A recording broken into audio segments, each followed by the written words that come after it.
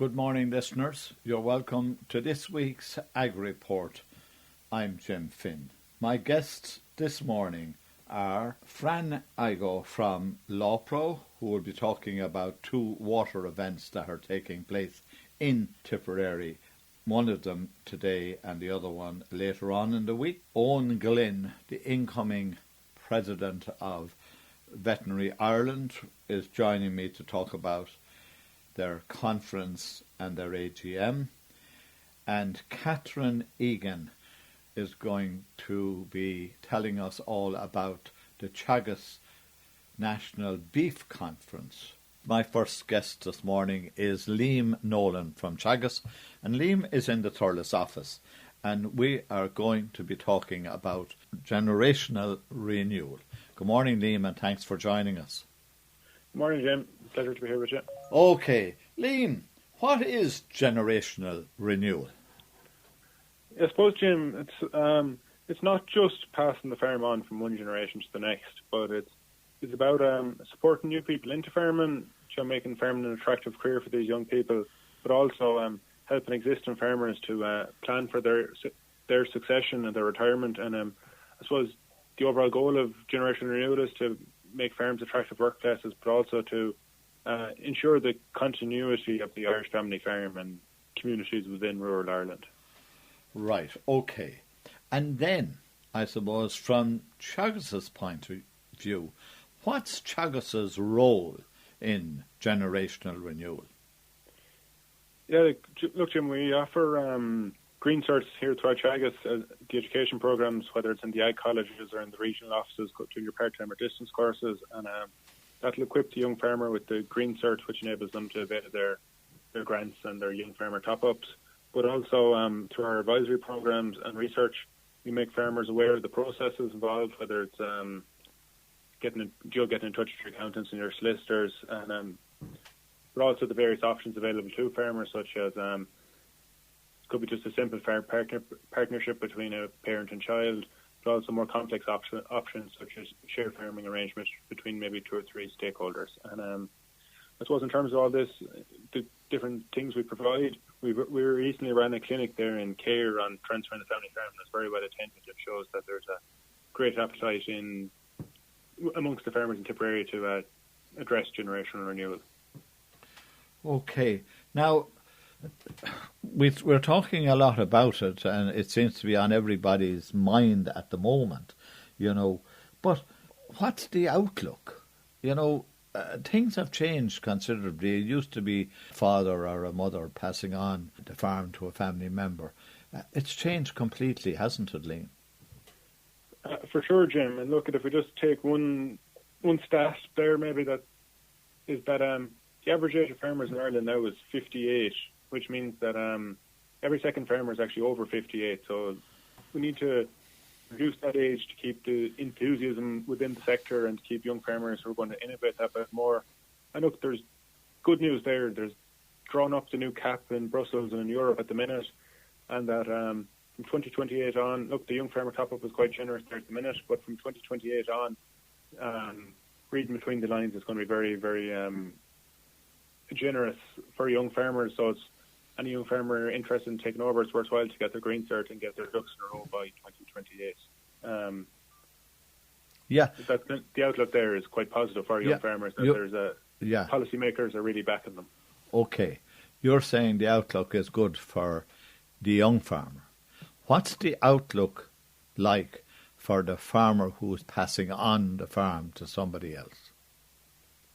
Yeah, look, especially this year in 2025, we've had record prices in dairy and beef, and I suppose that's some goal of a lot of farmers in their farming careers, that when they took over the farm, they'd leave it in a better place than when they took it on, and that a lot of farmers are at the minute, and that they're profit-making enterprises, and that if there's a successor in place there, that the farm is an attractive.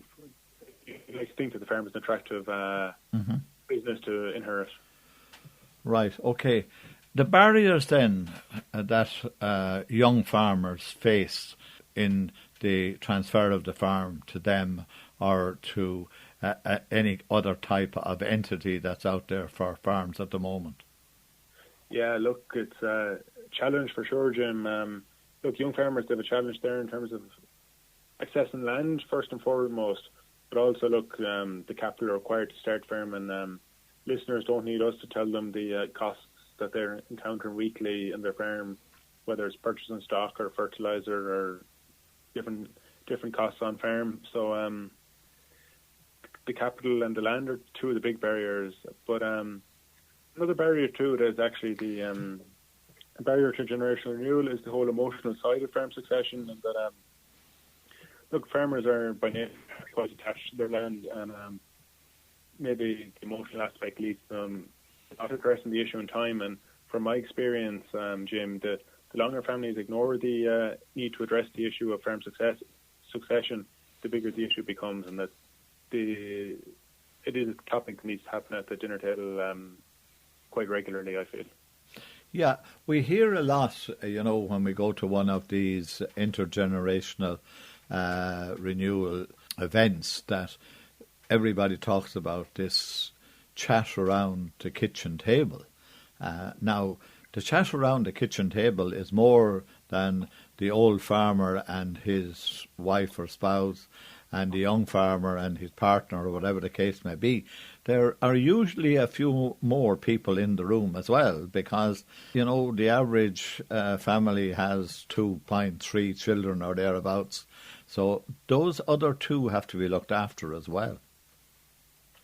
Of course, Jim, and you'd like to think that they would have been well educated throughout their lives, that maybe their parents would have paid for them to attend university, or that down the line, fine if they're maybe not going to go farming, but if they'd like a site off the farm to build a house, that the option is there for them to get a site on the land and to build a house in a nice scenic rural location. That brings me back to another question I asked you, and that is, how do you look after the person who is handing over the farm? Because it would be very, very difficult, and there would be very few farms that would have two houses on them at the moment, so that the old people could go to one and the young person taking over the farm could be on the other. And I would consider that to be one of the biggest barriers to fathers or mothers, or whatever the case may be, passing on the farm, because where do I live? Look, for sure, Jim, we're not going to solve the planning issue this morning, but look, planning and cost of building houses in rural Ireland is a whole other issue that could be addressed on the show another morning. I know, but it's still part of the handing over the farm, because if the person handing over the farm doesn't have a house to live in, that is a problem. I look on that as probably being the major problem, because unfortunately, if the person doesn't have some place to live, they're not being enticed to hand over the farm. Would you not think that's a barrier? Of course, there's a barrier that, and I suppose it's intertwined in a kind of Irish community there, is that people are kind of drawn to their home place and they don't like to move out of it. So it is something that needs to be addressed too, yes. Mm-hmm. Okay. Now, you mentioned then very early on about the education and the education of the young farmer, and how important that is, and that it's going to become more important in the next CAP, which isn't that too far away, to be honest with you, Liam. Okay, you mentioned the Green Cert. What about the distant Green Cert, the one that you can, I suppose, access from a distance? You don't have to go to college for 2 years to get it. Correct, Jim. Yeah, we run a distance Green Cert here in the office in Thurles, and we're actually starting one in January. It's available to anyone that would have a level 6 degree in a non-ag sector. So that's anyone that has their apprenticeship done, or maybe they went to college for a few years and qualified as a teacher or a nurse or something like that. And basically, on completion of that course, they'll be available for all the Department of Agriculture schemes, such as your Young Farmer or your 60% TAMS. Mm-hmm. But also they'll be qualified for the revenue, the stamp duty reliefs, and I suppose above all else, you'd hope that they'd pick up some practical farming skills while they're completing the course. And there's a course starting in January 2026 here in the office in Thurles, and to inquire in the office if they're interested in the place, and that it runs over maybe 14 months until they finish up the following spring. And there is a cost to that, isn't there? Correct, Jim. €2,990 the cost for completing the course.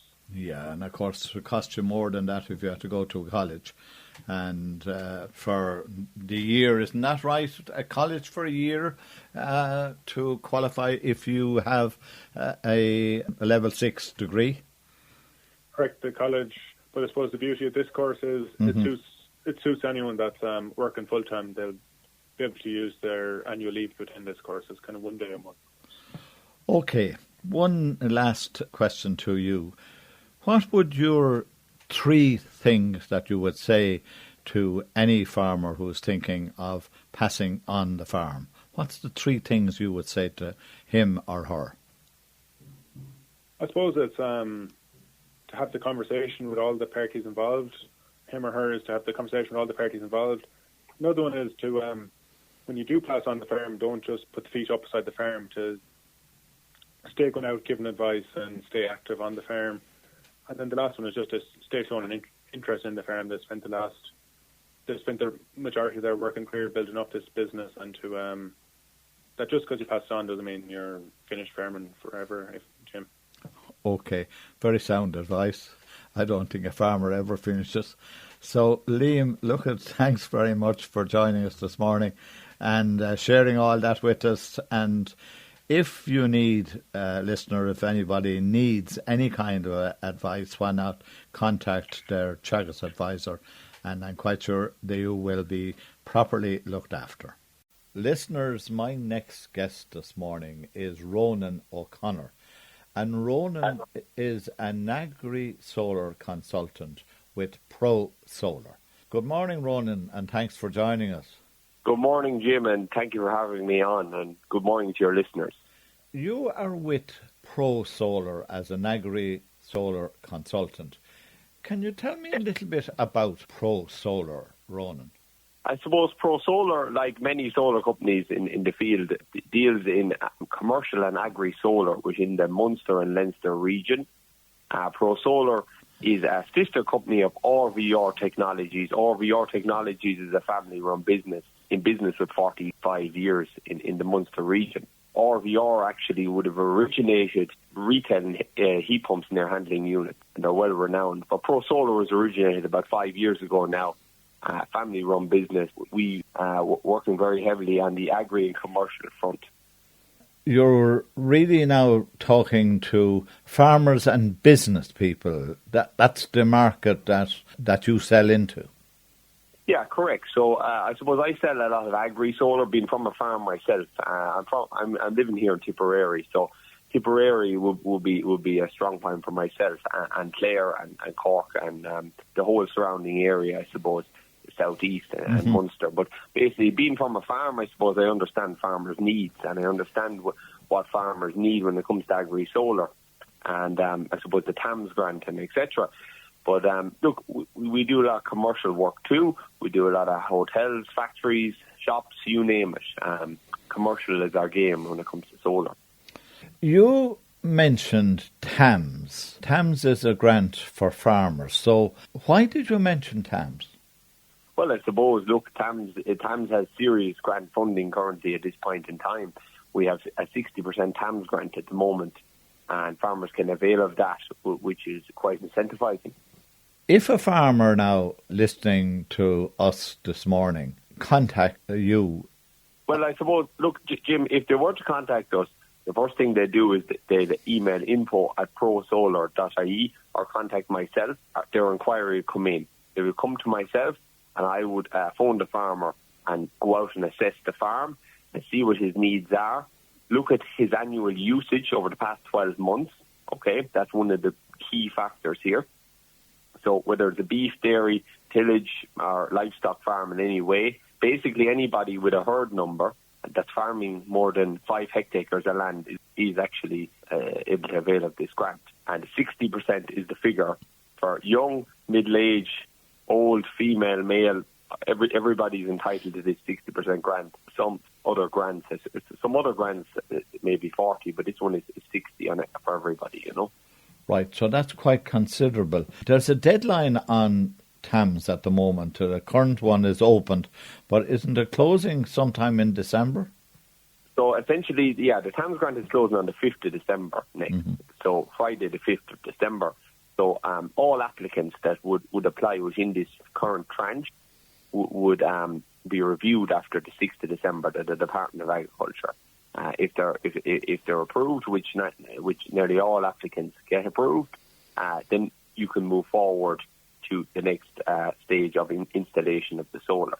Now, we would have to put in an application to the department based on your usage and the amount of panels we feel are appropriate for you. And basically, at that point, we can install them at that point after. Now, just to talk a bit about, I suppose, the importance of the right system. So basically, like if you burnt 15,000 units of power over the past 12 months, just for argument's sake, you can put in a 15 kilowatt solar system and 7.5 kilowatts of battery and get 60% of a Thames Grant on that. Now, there's a few things we need to look out for.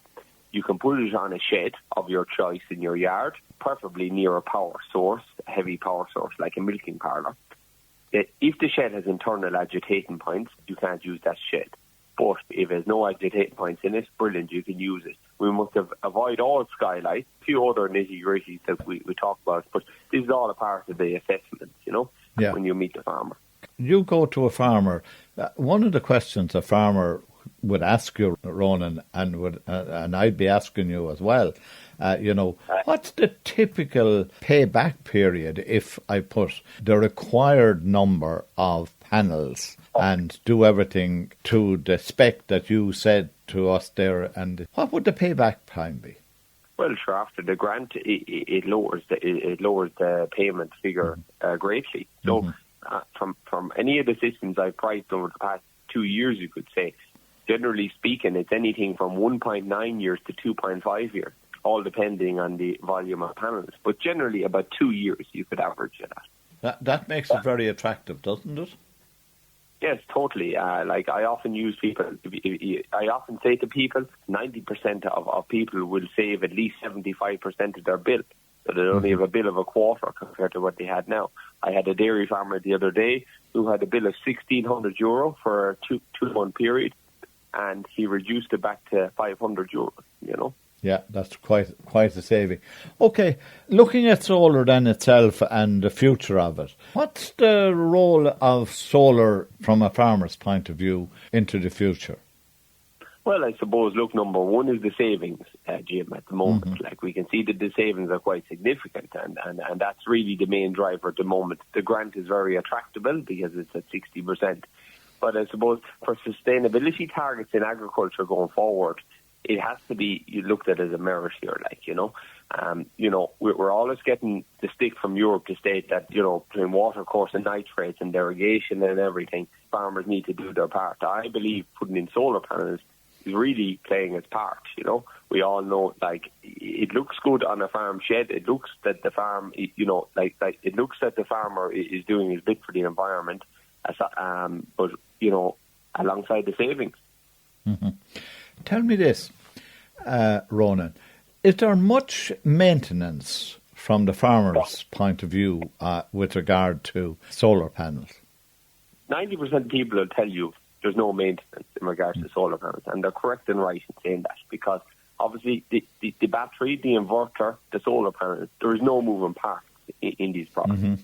The only maintenance that we always advise people is if they're in a green area where the roof kind of gets dirty from time to time, we would advise to brush them with water. Water only, no detergent, nothing, just water. That is to keep the efficiency right on the panel and to make sure it keeps producing, the highest level power possible. To follow on with that, I would be saying you potentially may need to brush the panels maybe once every year and a half. That's generally the case.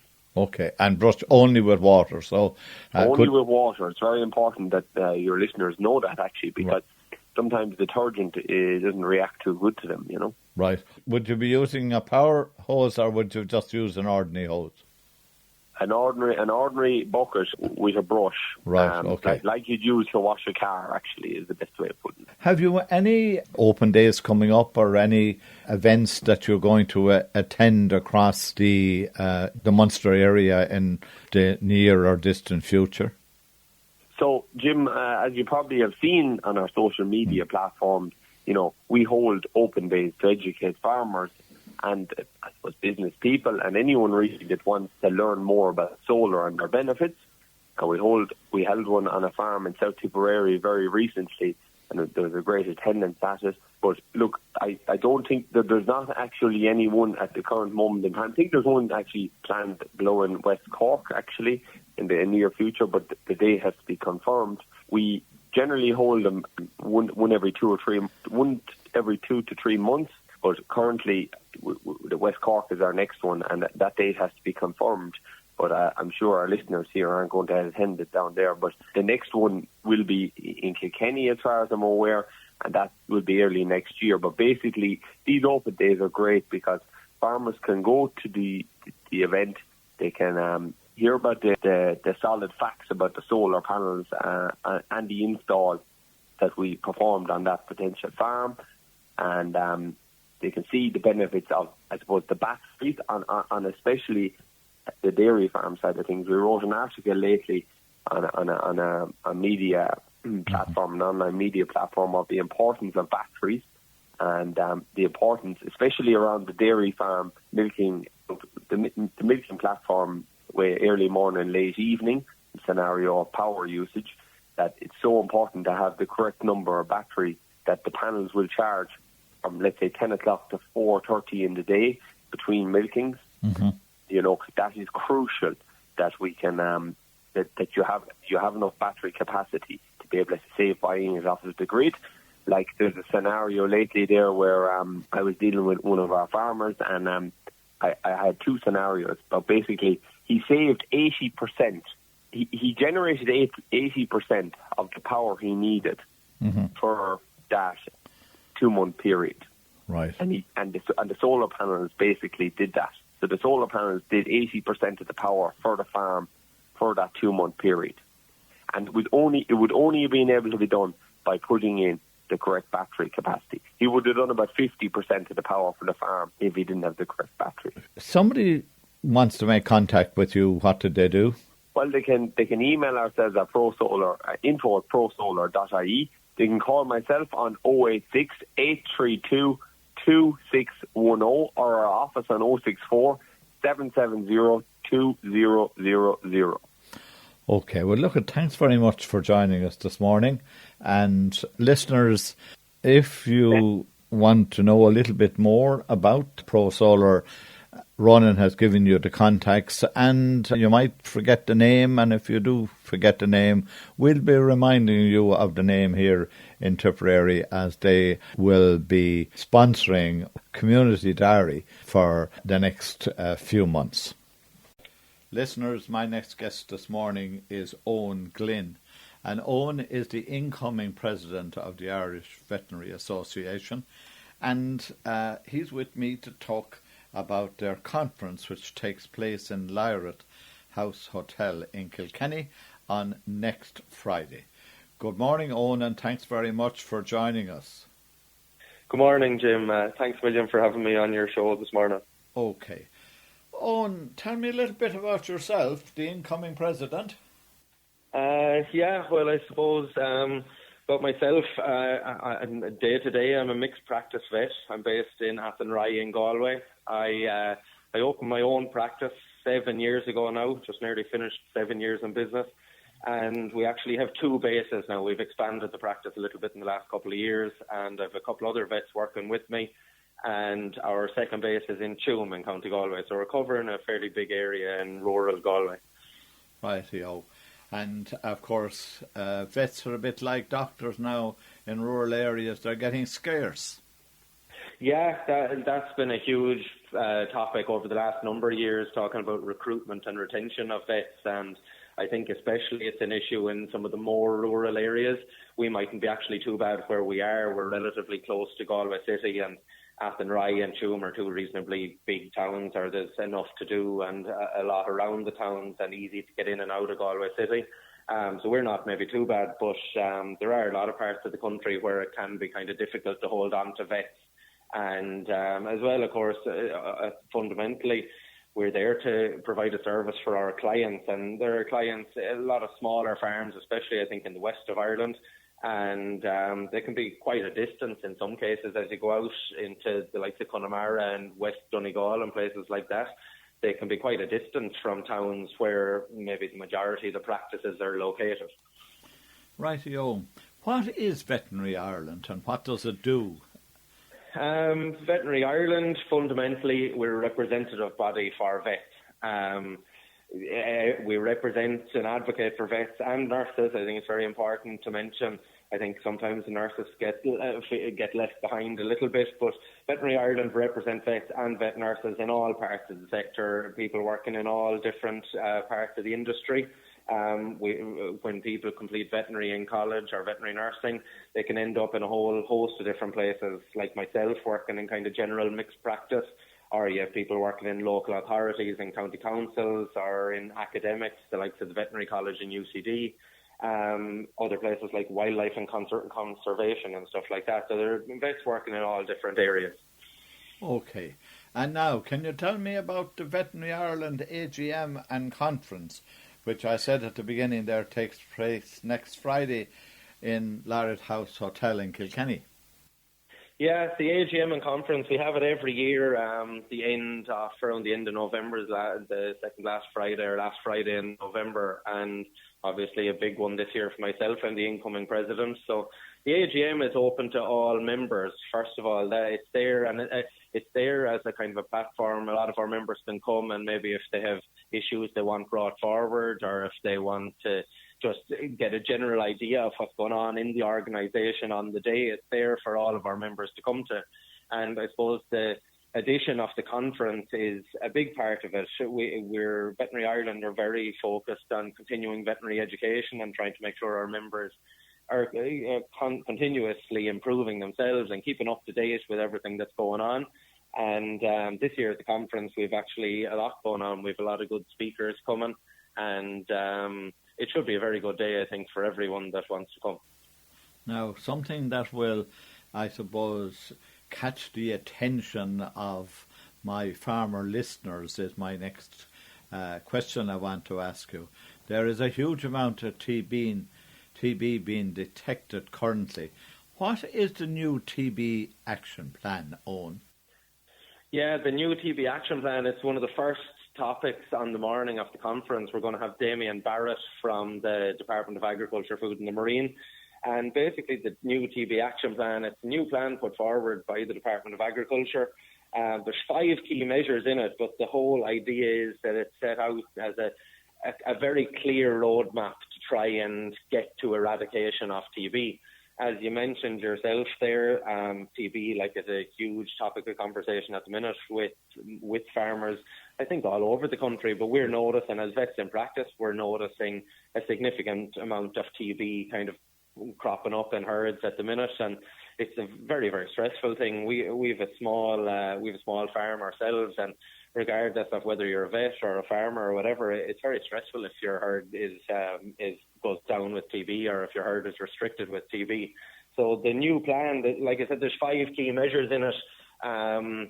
The department have set them out, and they're all based on a roadmap for eradicating TB. Yeah, is it possible to eradicate TB? I can go back into the 50s when I was a youngster. Question. Go on.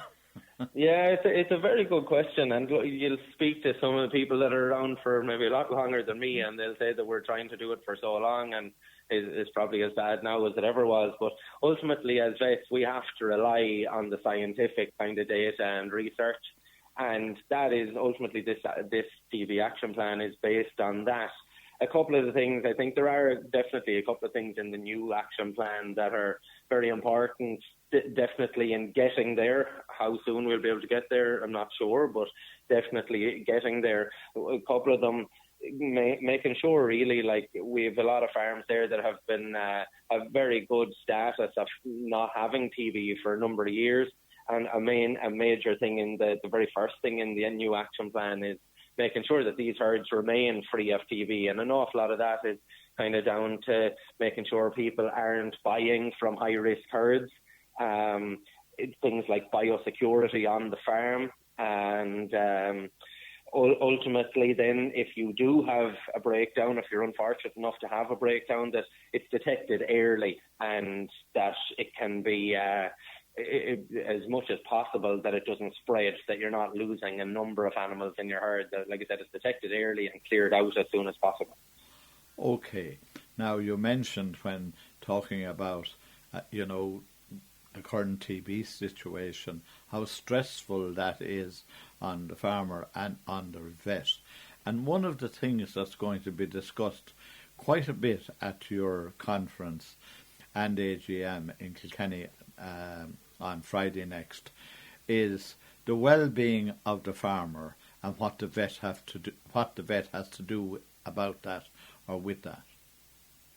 Yeah, the well-being of the farmer, people think this is, a lot of people kind of say, oh, well, what on earth has that got to do with the vet? But I suppose in a lot of cases, as we were talking about rural Ireland there and stuff, and a lot of very rural areas where there may be a lot of small farms, the vet is a person that, we go out and we provide a service and we treat sick animals and we do TB testing and we provide routine herd health plans. But in a lot of cases, the fundamental job of a farmer is they look after animals. And a lot of these farmers are very, very attached to their animals.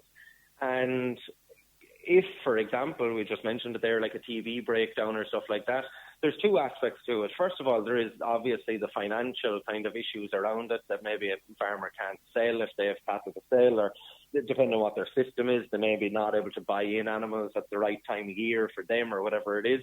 But as I said, there's the other side of it, that they're losing their animals. They're losing their animals to TB, and as I said, they're very close to these, and especially I find with our suckler farmers, which we would have a lot of. We have a couple of clients there, and they could have suckler cows that have been around for the last 10 or 15 years. And a lot of these people, like I said, they look after animals their whole lives, day in, day out, night and day, 365 days a year. And they really find it, they can find it very difficult mentally if I'm unfortunate enough to be the one to have to tell them that there may be a few of their cows that have gone down as reactors on a test. And as I said, we're the first person to come, or first people, vets are, to come across these issues where they're given the bad news to a farmer. And I think we have a major role in just in how we deliver that news to them, and equally kind of how we present it, that we're going to get it sorted as fast as possible, and to basically show them the different supports that are there for them.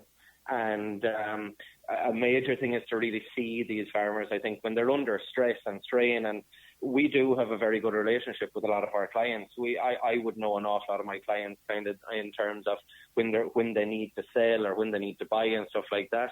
Mm-hmm. And we're the very first people that can pick out, this could be a major issue for this person, or, you know what I mean? You don't, in terms of the actual impact it has on their mental well-being, it's a massive thing. Okay, well, thanks very much for joining us. May I wish you every success in your year as the President of Veterinary Ireland, and I'm quite sure you'll have a wonderful conference and AGM in Kilkenny on next Friday. Yeah, that's perfect. Look, I really appreciate being on the programme, Jim. Thanks very much. That, listeners, was Owen Glynn, who is the incoming President of Veterinary Ireland. My final guest this morning is Catherine Egan from Teagasc. Good morning, Catherine, and thanks very much for joining us. Morning, Jim. Thanks very much for having me. Now, Catherine, you're very welcome, and this year's Teagasc Beef Conference is taking place in County Galway. Can you tell us all about it? That's right, Jim. The National Teagasc Beef Conference is taking place on Tuesday, the 18th of November, in the Raheen Woods Hotel at Athenry, County Galway. So this year the theme of the National Beef Conference is Beef Farming 2025, Value, Profit and Renewal. So there's a strong focus at this year's conference on producing high-value weanings, managing profitability on farms, and also supporting generation renewal. So it's a free event for beef farmers to attend, and it'll kick off at 5 p.m. So there'll be 2 sessions with different speakers and farmers and a panel discussion also on the night. Who then is speaking at the first session?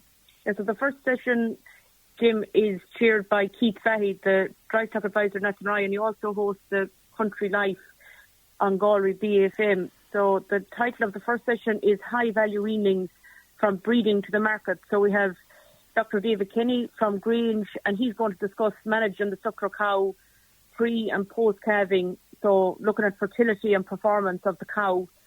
And we have Dr. Katie Quigley, a geneticist with ICBF, and she's going to go through the myostatin gene and how to balance, between muscling and calving ease. We have the future beef farmer from County Tipperary, John Barry, and he's going to go through how he's putting all this in action through his breeding plan and how he's breeding weanings that are suitable for at home or for export. We have Tomas O'Connor, he's a farmer from County Kildare, and he's discussing what he's looking for when he's buying cattle that he's finishing on his farm. And finally, that session will be wrapped up with Brendan Egan, and he's the market manager in Castlereagh. And he's going to be going through from the market perspective, what's the market looking for at the moment and how they're going to meet that demand and what farmers can do that are selling cattle. So there's a great lineup of speakers for the first session. That last man from the mart should be very interesting, given that, cattle prices at marts every day across the country at the moment, the prices being obtained by farmers, is off the wall as far as any of us are concerned. I don't think we've ever seen anything like it. Most definitely, Jim. I think it'll be a very interesting session to see exactly from calving the cow the whole way through to the weaning being sold. Yeah, of course. Then you have session number 2, Catherine. In relation to the second session then, who is presenting at the conference and what topics will be discussed at session number 2?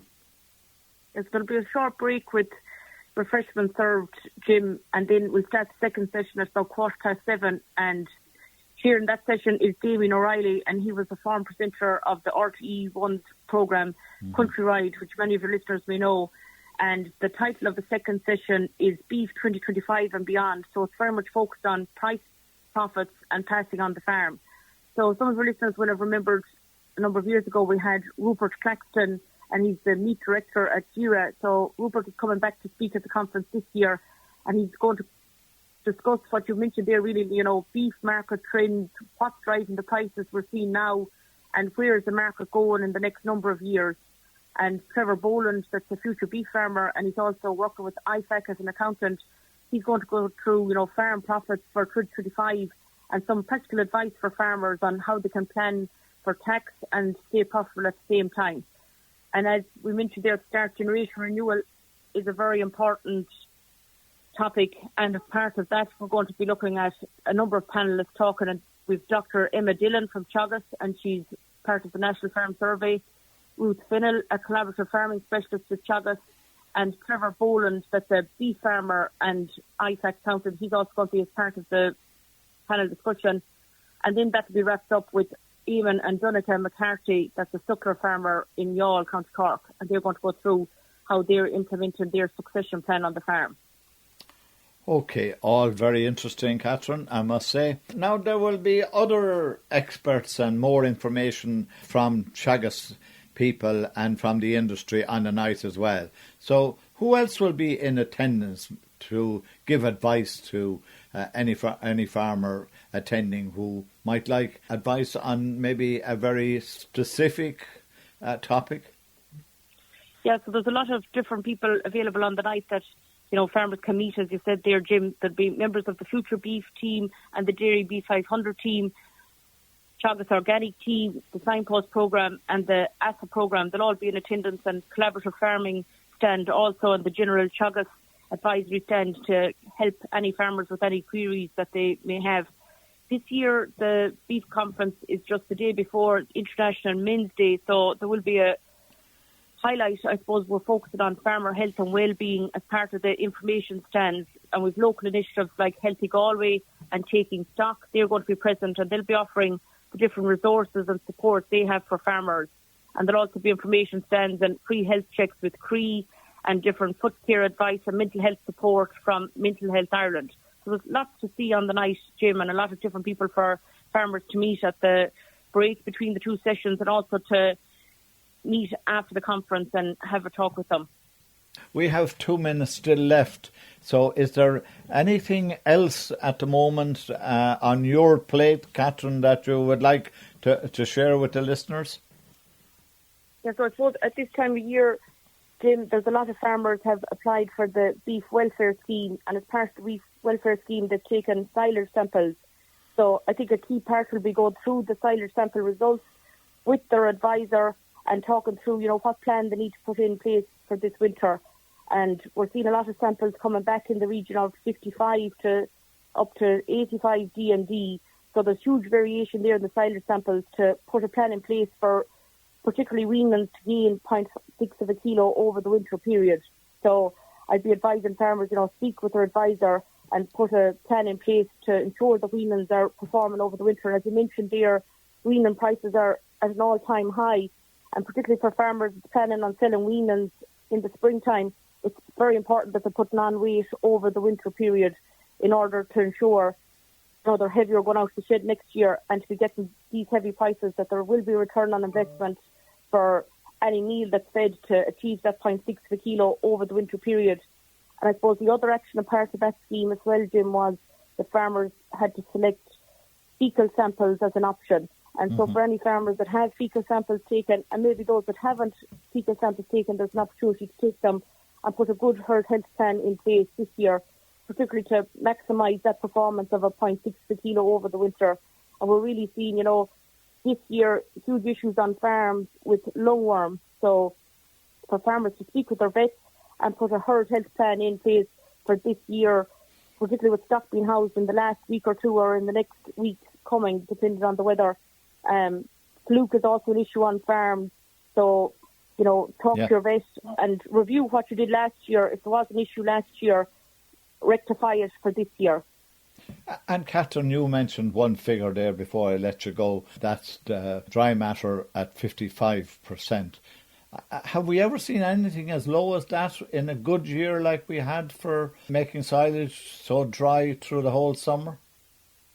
I suppose that there's huge variation on what samples have been sent back, and there's a lot of farmers taking samples this year, Jim, that would never have taken a silage sample in the past. So it all depends really. There's huge variation within farm gate and also from farm to farm. And I just suppose it highlights, given weanlings this kind of silage over the winter, that's the amount of meal that will be needed to gain that 0.6 of a kilo.